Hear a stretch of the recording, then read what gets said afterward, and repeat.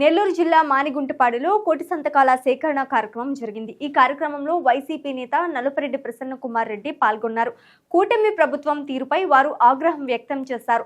రైతులపై కాల్పులు జరిపిన ఘనత చంద్రబాబుది అని ఆరోపించారు.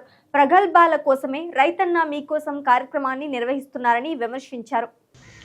ఈయన రైతుల మీద ప్రేమ కురిపిస్తూ సోమవారం నుండి ఒక కార్యక్రమాన్ని ఏర్పాటు చేశాడు.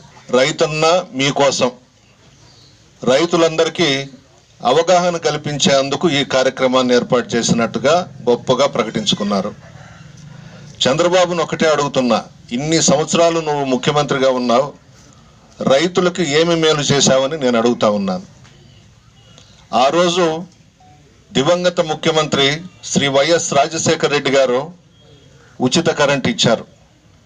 భారతదేశంలోనే ఏ ముఖ్యమంత్రి చేయని విధంగా రైతులకు పెద్దపీట వేసి ఉచిత కరెంట్ ఇస్తే చంద్రబాబు ఏం మాట్లాడినాడు?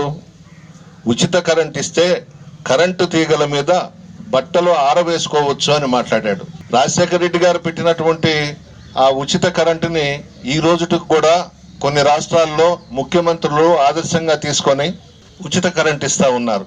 ఈయన ఉమ్మడి రాష్ట్రంలో ముఖ్యమంత్రిగా ఉన్నప్పుడు హైదరాబాద్లో శాసనసభ ముందు రైతులు ధర్నా చేస్తే కాల్పులు జరిపించాడు. అందులో చనిపోయినారు. ఆ రైతుల మీద కాల్పుల కపట నాటక సూత్రధారి నువ్వు కాదా చంద్రబాబు నాయుడు అని అడుగుతా ఉన్నాను. ఆ నెత్తురు మరకలు ఇంకా ఆరిపోలేదు, అలాగే ఉన్నాయి.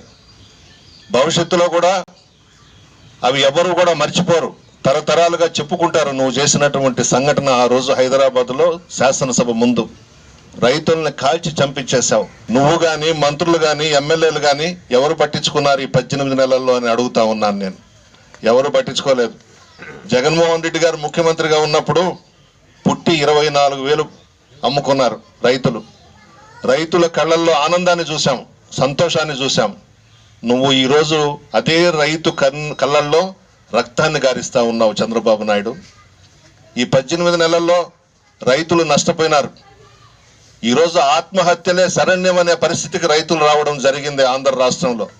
అదేవిధంగా రాజశేఖర రెడ్డి గారు కానీ, జగన్మోహన్ రెడ్డి గారు కానీ రైతులకు పెద్దపీట వేశారు. రాజశేఖర రెడ్డి గారు అయితే రైతు బాంధవుడుగా నిలిచిపోయినాడు, రైతుల మనసుల్లో చిరస్థాయిగా నిలిచిపోయినాడు. రాజశేఖర రెడ్డి గారు ముఖ్యమంత్రిగా, జగన్మోహన్ రెడ్డి గారు ముఖ్యమంత్రిగా రైతులు ఎప్పుడూ సంతోషంగా, ఆనందంగా ఉన్నారు. అన్ని పనులు చేశారు. ఈరోజు నువ్వు రైతులను గాలికి వదిలేశావు. 2014 ఎన్నికల్లో రైతులకు రుణమాఫీ చేస్తానన్నాడు. 80,000 కోట్లు ఉన్నాయి ఆ రోజు. కేవలం 14,000 కోట్లు మాత్రమే రుణమాఫీ చేసి వదిలేశాడు. తర్వాత జగన్మోహన్ రెడ్డి గారు ముఖ్యమంత్రి అయిన తర్వాత విడతల వారీగా మాఫీ చేసుకుంటూ వచ్చాం.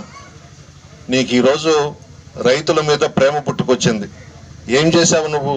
ఉమ్మడి రాష్ట్రంలో ముఖ్యమంత్రిగా చేశావు, కొత్త రాష్ట్రంలో 5 సంవత్సరాలు ముఖ్యమంత్రిగా ఎలగబెట్టావు, ఇప్పుడు ఈవీఎంల ద్వారా ముఖ్యమంత్రి అయినావు, నాటకాలు ఆడుతూ ఉన్నావు. నువ్వు ఏదైనా మేలు చేసి రైతుల్ని ఆదుకోనుంటే ఈ కార్యక్రమం పెట్టాలి. నువ్వు నేను ఇచ్చినటువంటి కార్యక్రమం ఏం సమాధానం చెప్తారు రైతులకు? మీరు ప్రజలకు సంబంధించి ఏమైనా పని చేశారా అని చెప్పుకునే ఒక్కటన్నా ఉందా మీ గవర్నమెంట్లో? ఈ 18 నెలల్లో ఏమీ లేదు, శూన్యం. ప్రజలు మరలా ఎదురు చూస్తూ ఉన్నారు. జగన్మోహన్ రెడ్డి గారు అయితేనే పేదల కుటుంబాలన్నీ కూడా బాగుంటాయి, ఆర్థికంగా బలపడతామనే దానికి ప్రజలందరూ కూడా వచ్చేశారు. ఏ క్షణంలోనైనా తిరుగుబాటు వచ్చినా కూడా ప్రజల్లో ఆశ్చర్యపోబడలేదు.